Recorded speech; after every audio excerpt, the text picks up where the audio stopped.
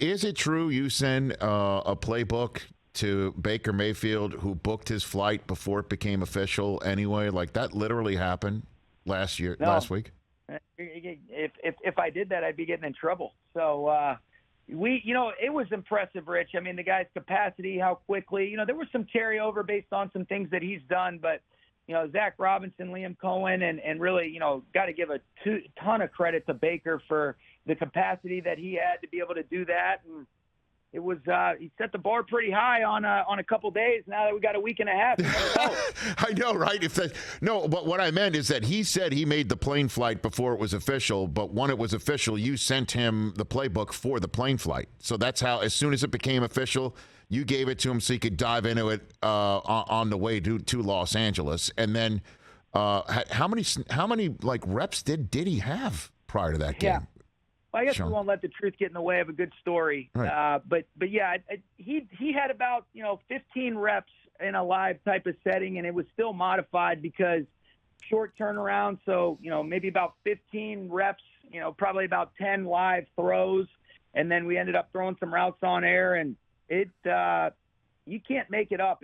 It's pretty impressive what he was able to do, and you could just see he wanted to come in, compete, and guys made plays around him. There was a certain comfort level, and I thought just the communication from his teammates, whether it was the guys up front, even just the rapport that he was able to establish with some of the skill guys, and he's just in between series with Zach and Liam and the rest of the coaches, and even Matthew in a lot of instances kind of helping guide along the way. It was a great group effort, but a ton of credit goes to Baker for being able to do what he did. The rapport you're referring to, that was before he started headbutting helmeted guys without a helmet on for himself, right? Is that what you're talking about? He's a maniac. I mean, it is when you watch people's reactions around him when they see him do that, it is classic, but He's not short on personality, that's for sure. And then one last thing that I heard that I just want to check on. Is it true you only called one play off of his wristband play sheet, that everything else was, as you just said,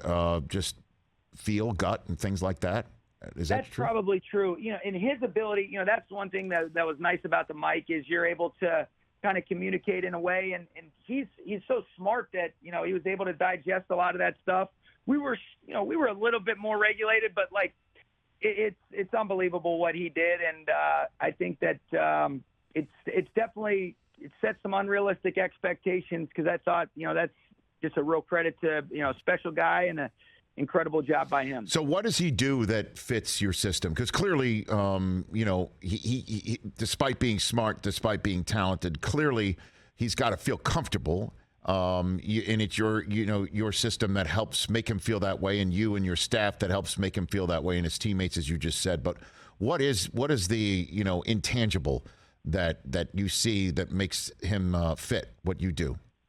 Yeah, I think the competitiveness, obviously, you mentioned the smarts, but, just the ability to be able to activate a lot of different phases of our offense. You obviously always want to be able to run the football, but whether it's your play actions, whether it's your keepers where you're moving the spot, and even some of the screens that come off of that. And a lot of the core drop back concepts that he's had a lot of success with in his previous history are things that, that we emphasize as well. I think there's a lot of foundational elements of what he's done, particularly in Cleveland with Coach Stefanski and with Bill Callahan and Alex Van Pelt and those guys that I got a lot of respect for what they've done. And so there's a lot of similarities. And so there were some things that he's done, but it's being able to activate all those things. And I just think the play swagger, the energy, it elevates guys around him. And I think that was on display for sure on Thursday night. Baker had a hell of a Christmas weekend in Green Bay last year. I don't know if you cut up any of that stuff for him or you talked about that in his preparation. I mean, he damn near pulled that one off last year with the Browns. So